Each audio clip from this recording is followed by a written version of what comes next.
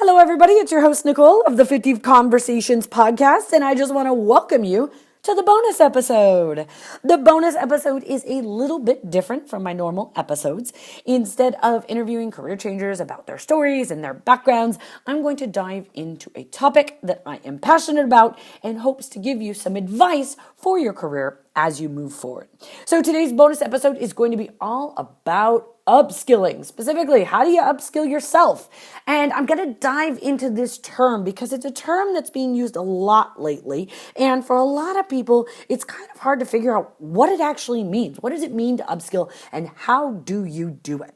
So this is an episode that is actually a recording from my keynote talk that I do about upskilling in the future of work. And I'm going to cover things like how to choose a digital boot camp. I'm going to talk about how to find the right learning experience to help you upskill. I'm going to talk about how to upskill yourself while you're working so you can find opportunities to learn for free in your workplace. I'm going to talk about the importance of choosing companies that create learning environments. And then I'll also talk about why leaders and managers need to upskill as well. So it's a pretty packed bonus episode. And again, it is from a talk that I gave most recently during my book launch. For those of you that might be new to me, I have a new career advice book out. It's called Punch Doubt in the Face, How to Upskill, Change Careers, and Beat the Robots. And I tell you, if you're into learning and learning how to improve your career and learn new skills and change careers and the future of work and all of that, you're really going to love my book.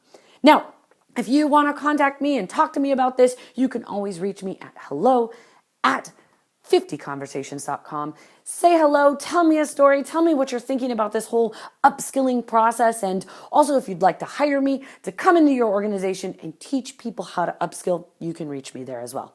Okay, I hope you enjoyed the bonus episode. I've talked a lot about learning today in the context of changes, and one of the things, as you can see from the title of the book, is this word upskill. Upskill has been thrown around a lot. It's usually used in context of reskilling or the changing workplace. And the challenge with that word is it's still so new, right? It's almost kind of awkward to put on there. And honestly, I put it in there to really introduce people to the concept if they're not familiar with it. I'm actually a little divided on the term. I prefer reskilling or learning new skills. But the idea here is that you're engaging in informal and formal learning experiences to improve or upgrade your career. And you get to decide what upgrade looks like to you. It may be something where you're like, you know what, I want to learn, some basic project management software so I can get a remote job because that would make my life easier. Or maybe I want to learn to code because I want to make a complete career change into another field and design really cool interactive experiences. Or maybe you do want to be that underwater videographer, right? It's the process of figuring out what the skills are that you need to learn and figuring out what the learning experiences are that will help you get those skills. We talked before about, the importance of having a skill profile, knowing your strengths. With that also comes knowing where your gaps are, right? Because once you figure out where you're going and you've got a target and you know what you'd like to go after, you can start to look, okay, what are the skills that I need in order to make this jump happen? And for some of us, it might be, maybe I just need a quick project to work on at work and I can say, yes, I have project management skills now, or maybe it's a little something bigger. And the thing that I love about where we're at right now in our world of work is that there are so many opportunities to learn. We are swimming in content, right? We have industry podcasts from people that look like us or sound like us. We have YouTube.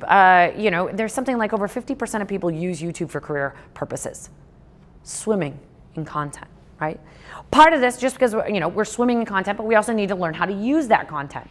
I like to tell people that if you're looking for some informal learning, replace 20 minutes of scrolling in your day with 20 minutes of listening to a podcast or watching a video on an industry topic. You'd be surprised what you'd learn over the course of a month. Very low-hanging baby steps to get you motivated. And this is great, especially if you don't know specifically what you want to do, right? Bigger jumps. When we're talking about, I need to learn new skills in order to get on a different career path. So traditionally what we've had is the message that we need to go back to school, right? We got to go back and get a new degree.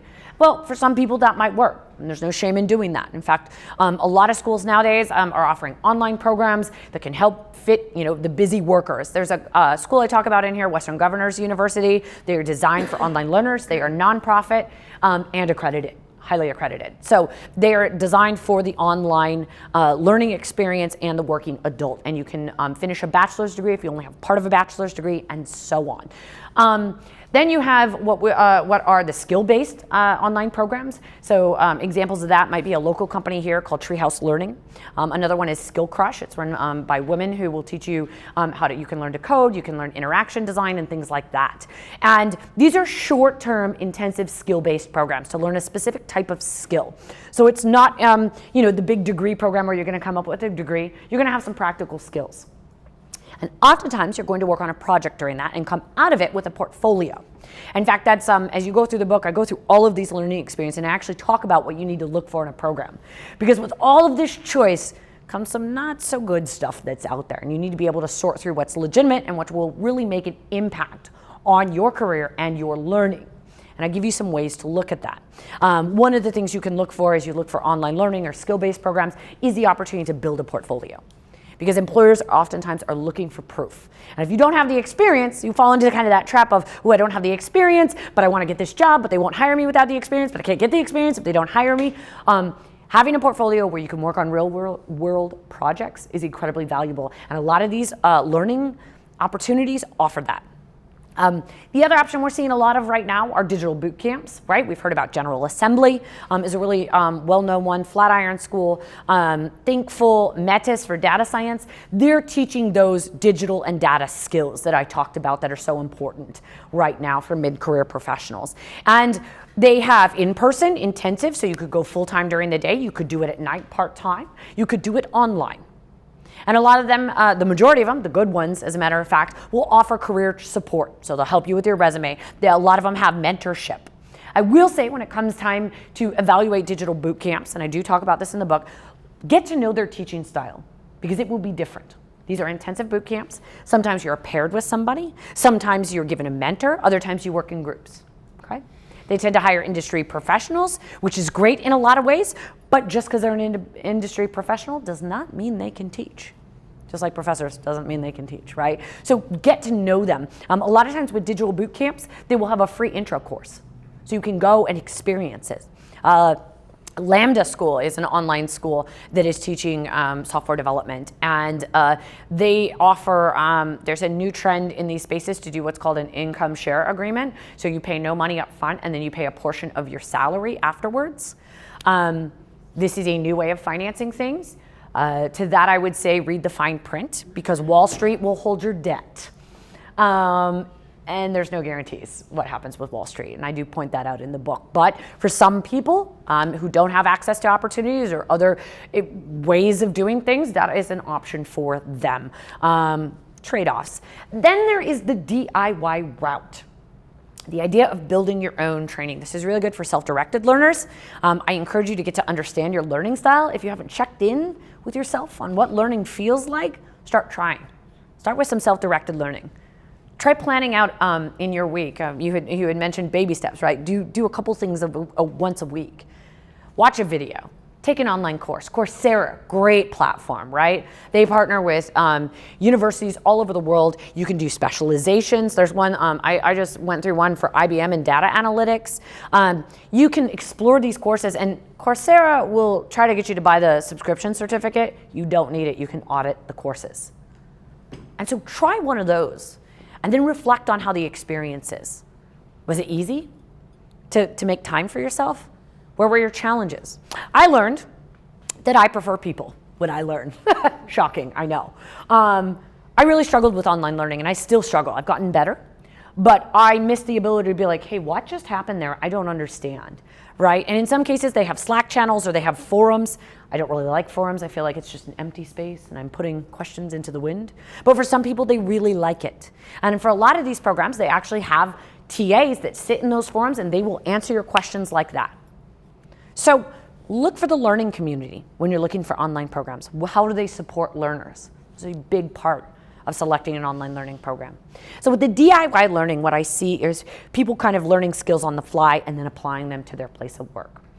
A lot of times when we want to leave a place of work, we forget about looking for opportunities there. And I don't mean just opportunities to move up, I mean learning opportunities. So check in with your HR department, the department you probably have not thought about since you started your job, and see what are they offering. We're seeing more and more companies now start to offer tuition benefits again, which I thought was way back, like, that's gone, right? I remember my mom telling me growing up, like, just get into a company and they'll pay your college. And I was like, when? right?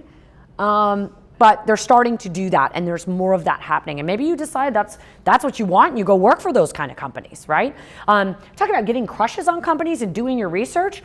I talk a lot. I teach people how to get remote jobs, and in those sessions, I talk about all these new companies that are fully remote companies. And one of the perks that they tend to have in these companies, meaning fully remote, it means everyone from the CEO to the admin is completely dispersed, works from wherever. They have learning stipends. Some of them, it's like $3,500 for conferences, for books, right? Maybe you take an online course. Some of these skill-based programs that I just talked about, some of them are like $1,200. That's a lot of money, but your professional stipend could cover that, and you'd have a brand new set of shiny digital skills, right? So check in with your own place of work. And if you like where you work, ask your boss. Ask your boss, say, hey, I'm really thinking about learning some new skills in this area. And it's a good conversation to have, because you'll find out real quick whether or not the organization that you work for is a learning environment, because that's where we're headed. I like to tell people, I teach people how to leave bad organizations, because I don't want people staying in organizations that don't value them, that don't teach them, and don't create a learning environment. And when I talk to leaders and executives, I talk about how they have to make the shift to creating learning environments and learning cultures. Because if they don't, they're going to fall behind. I'm always talking about how executives need to upskill, right? Ever work for anyone where you're going, come on, I can't believe you can't do this. Why do I have to do this and learn all the things, right? I hear that a lot. So you need to make sure that as you move forward in your career, you are in a learning environment. Make sure, when you're looking for a new job and you're evaluating new managers, make sure they're okay with learning, that they have a learning practice, that they encourage you to learn, and show employers that you're eager to learn as well. So that's how you integrate the learning into your career development process. You find the organizations that'll support you. You look at online learning opportunities or other learning experiences that help you build skills. And then you make time in your week to do some informal learning, right? Podcasts are great for that. YouTube videos are great for that. Industry newsletters, also really great for that. Everyone's putting out industry newsletters. One of my favorites, I'm in tech, so CB Insights I read just to figure out like all the new companies that are coming out and where the investments are going, because where the money goes is kind of where the jobs tend to go right now. And you get a sense of kind of the new type of jobs that are coming out. And I subscribe to them, and they've got like over 500,000 subscribers, right? And it's good content, and I learn a lot. So sign up for some industry newsletters, and you'll start learning. And this is really doubles as a good strategy for if you don't know what you want to do right now, right? It's part of the exploration process, just diving in and collecting that content and thinking, is that something I want? If not, that's just as good. Knowing that is just as useful as knowing what you want to do. Hello, listeners. I hope you enjoyed that show. I just want to let you know about my new book, Punched Out in the Face, How to Upskill, Change Careers, and Beat the Robots. It is currently available, and it's going to help you make some big moves in your career. I wrote this book for anybody that's stuck in a mediocre job, because as someone who's had over 20 jobs in their lifetime, I have most definitely been stuck in a mediocre job. And I want to help you get out of that mediocre job, because there's no shame in leaving a job that's uninspiring or unfulfilling. I want to help you make big moves. So I wrote this book. If you're curious, check it out. It's called Punched Out in the Face, How to Upskill, Change Careers, and Beat the Robots, and it's available now.